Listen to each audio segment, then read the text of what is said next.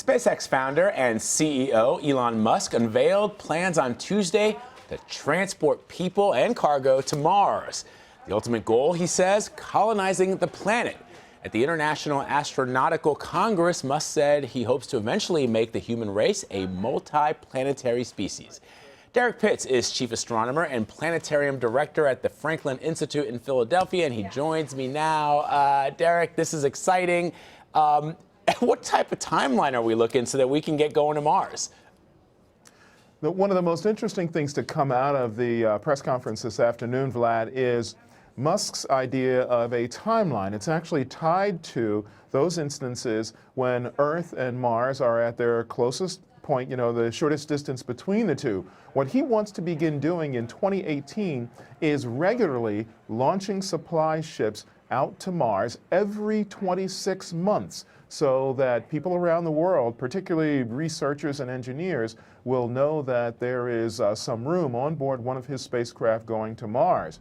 And so what he's thinking is that he's going to develop a timeline that begins right away with supply craft and then building on the capability for people to be able to go not too far forward into the future. It is so incredible, and we're looking at images here of the proposed spacecraft. Tell us about this spaceship and the entire process. Well, the spaceship itself is part of a system. It's the interplanetary space system that he's developing, and it's comprised of a launch vehicle, like a booster, and if you could call it a capsule on the top, but it's a very, very large capsule. In fact, it's a very, very big rocket ship altogether. It's bigger than the Saturn V rocket that used to take people to the moon back in the 60s and 70s.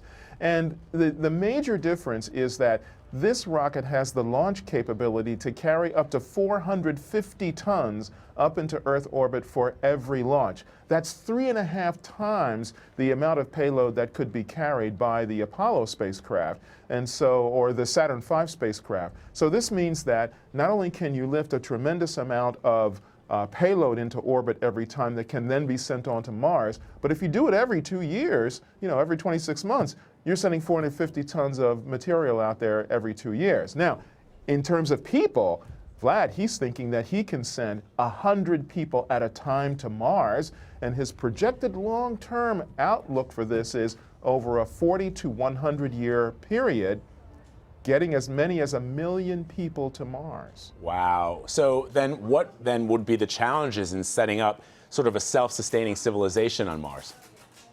Yeah, that's a really great question. So the challenges are, do you have energy? Do you have resources? All of those sorts of things that you need to establish a viable colony on Mars. And an integral part of this plan is that all of the equipment that would be used for this launch and delivery system, all of those parts and pieces are not only reusable, but that he also proposes that there be propellant development capability along the way. So for example, when the rocket first lifts off from Earth, the capsule goes into a parked orbit around the Earth, and he would deliver then the fuel needed for that spacecraft to go onto Mars with another launch of just fuel.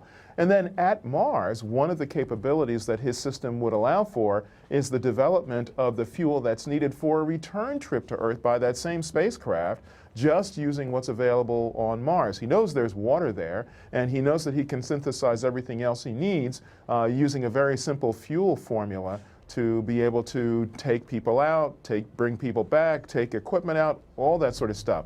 So he's done a lot of thinking about how that launch delivery system would work.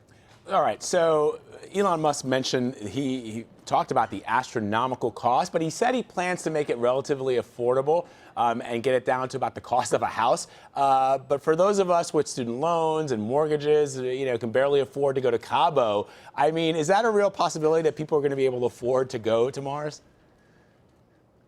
The formula really depends on the price dropping over a very long period, actually. So the initial flights to Mars are going to be very expensive, and that's because the system hasn't been, in a sense, amortized in that you've been able to use the system over and over and over again and start to realize some of the savings as a result of using the system over and over again. So it's going to take some time for that price to come down to that, that area of around $200,000 per ticket. But if you compare that to what the ticket price was on flights to the moon in the late 1960s and early 70s, it's an enormous difference, because the thought then was that, you know, a ticket to the moon cost in the neighborhood of $100 billion. Wow. So, you know, 200,000 compared to 100 billion, it's quite a discount. It's a steal, and we're Americans. We love our credit cards. Hopefully he takes American Express.